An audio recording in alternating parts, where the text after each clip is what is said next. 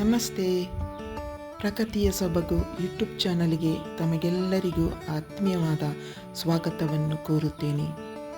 ವೀಕ್ಷಕರೇ, ನೋಡಿ, ನನ್ನ ಮನೆಯ ಗಾರ್ಡನ್ನಲ್ಲಿ ಬೆಳೆದಂತಹ ಸುಂದರವಾದಂಥ ದಾಸವಾಳ ಹೂ.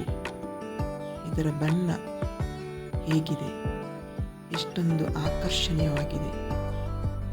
ಹಳದಿ ಬಣ್ಣಕ್ಕೆ ನಡುವಲ್ಲಿ ಒಂದು ಕೆಂಪು ಬಣ್ಣ ಬಂದು ನೋಡಲು ಬಹಳ ಸುಂದರವಾಗಿ ಕಾಣುತ್ತದೆ. ಹೌದು ವೀಕ್ಷಕರೇ, ನರ್ಸರಿಯಿಂದ ತಂದಂತಹ ಈ ದಾಸವಾಳ ಗಿಡ ನೋಡಿ.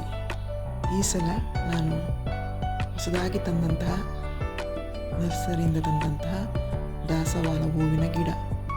ಈಗಾಗಲೇ ಬಹಳಷ್ಟು ಹೂಗಳು ಈ ಗಿಡದಲ್ಲಿ ಆಗಿವೆ. ಎಷ್ಟೊಂದು ಸೊಂಪಾಗಿ ಗಿಡ ಬೆಳೆದಿದೆ. ವೀಕ್ಷಕರೇ, ಈ ಗಿಡವನ್ನು ನಾನು ಪ್ಲಾಸ್ಟಿಕ್ ಗೋಣಿಯಲ್ಲಿ ಬೆಳೆಸಿರುತ್ತೇನೆ.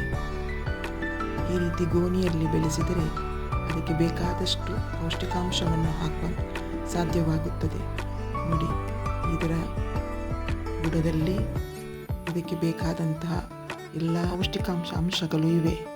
ಇದಕ್ಕೆ ನಾನು ಹಟ್ಟಿಗೊಬ್ಬರ ಹಾಗೂ ಕೊಕೊಪೀಟ್ ಹಾಗೂ ಮಣ್ಣನ್ನು ಬೆರೆಸಿರುತ್ತೇನೆ.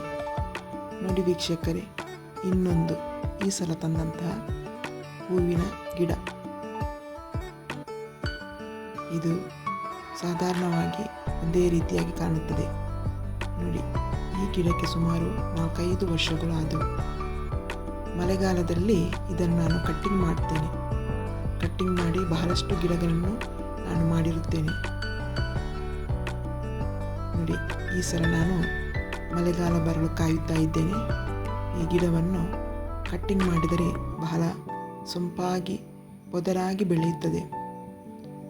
ಇದು ಒಂದು ಚಿಕ್ಕ ದಾಸವಾಳ ಹೂ. ನೋಡಲು ಕೂಡ ಬಹಳ ಸುಂದರವಾಗಿದೆ.